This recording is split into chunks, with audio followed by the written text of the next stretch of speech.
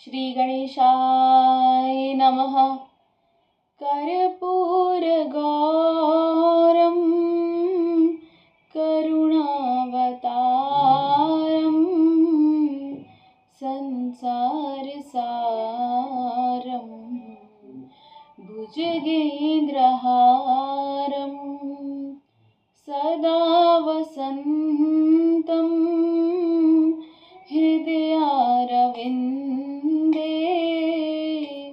भवं भवानी सहितं नमामि। ओम नमः शिवाय। हर हर महादेव। शिव पुराण रुद्र संहिता। संध्या की आत्मभूति, उनका अरुंधति के रूप में दोबारा जन्म लेना और महामुनि वशिष्ठ के साथ उनका विवाह, ब्रह्मा जी का रुद्र के विवाह के लिए प्रयत्न और चिंता। ब्रह्मा जी कहते हैं, नारद जब वर देकर भगवान शंकर अंतर्ध्यान हो गए तब संध्या भी उस स्थान पर गई जहां पर महामुनि मेघातिथि अपना यज्ञ कर रहे थे। संध्या देवी ने उस यज्ञ में जाकर अपने प्राणों की आहुति दे दी। पूरे नियम के अनुसार उन्होंने आहुति दी और उनके उस सुवर्णमय देह को तब सूर्य ने पितरों और देवताओं की तृप्ति के लिए 2 भागों में विभाजित कर दिया और अपने रथ में स्थापित करा। मुनीश्वर उनके शरीर का ऊपरी भाग प्रातः संध्या और बीच में पड़ने वाला आदि संध्या है तथा उनके शरीर का शेष भाग साय संध्या हुआ, जो दिन और रात के मध्य में होने वाली अंतिम संध्या है। साय संध्या सदा ही पितरों को प्रसन्नता प्रदान करने वाली होती है। सूर्योदय से पहले जब अरुणोदय होता है, प्राची के क्षितिज में लाली छा जाए, तब प्रातः संध्या प्रकट होती है जो देवताओं को प्रसन्न करने वाली है। जब लाल कमल के समान सूर्य अस्त हो जाते हैं, उसी समय सदा साय संध्या का उदय होता है जो पितरों को आनंद प्रदान करने वाली है।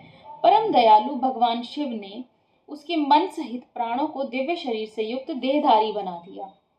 ऐसा करने के पश्चात महामुनि मेघातिथि के यज्ञ में से एक सुंदर कन्या का जन्म हुआ, जिसका नाम उन्होंने रखा अरुंधति, और उसके बड़े होने पर उन्होंने उनका विवाह श्री हरि विष्णु जी, ब्रह्मा जी और महेश्वर के आशीर्वाद के साथ महर्षि वशिष्ठ के साथ किया। मुने मेघातिथि की पुत्री महासाध्वी अरुंधति समस्त पतिव्रताओं में श्रेष्ठ थी और वे महर्षि वशिष्ठ को पति रूप में पाकर उनके साथ बड़ी शोभा पाने लगी। इस बात को सुनकर नारद जी ने कहा कि ब्राह्मण, आपने अरुंधति की तथा पूर्व जन्म में उसकी स्वरूप भूता संध्या की तो बड़ी उत्तम दिव्य कथा सुनाई, मगर रुद्रदेव जी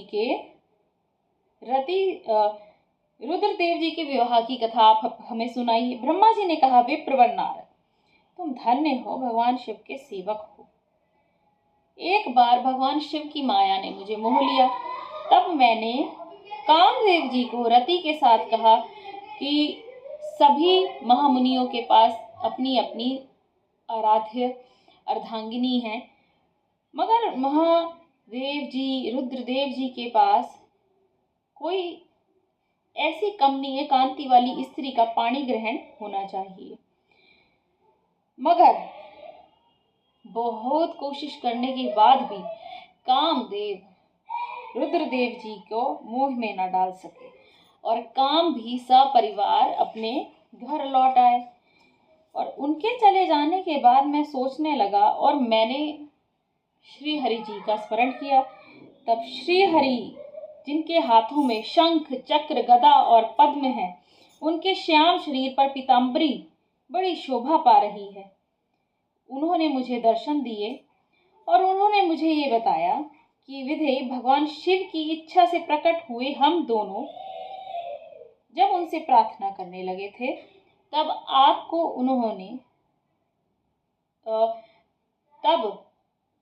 उन्होंने हमें ये बताया था कि ये तीनों देवता मेरा ही रूप है, तथापि विशेषतः रुद्र ही मेरा पूर्ण रूप है।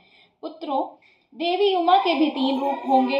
एक रूप का नाम लक्ष्मी होगा, जो श्री हरि विष्णु की पत्नी है। दूसरा रूप ब्रह्म पत्नी सरस्वती है और तीसरा रूप सती के नाम से प्रसिद्ध होगा। सती उमा का पूर्ण रूप है, वे ही भावी रुद्र की पत्नी होंगी। ऐसा कहकर भगवान महेश्वर ने हम सब पर कृपा करी। ऐसा कहकर मुझ पर बड़ी भारी दया कर भगवान विष्णु अंतर्ध्यान हो गए और मुझे उनकी बातें सुनकर बड़ा आनंद प्राप्त हुआ। बोलिए हर हर महादेव, शिवाय नमः।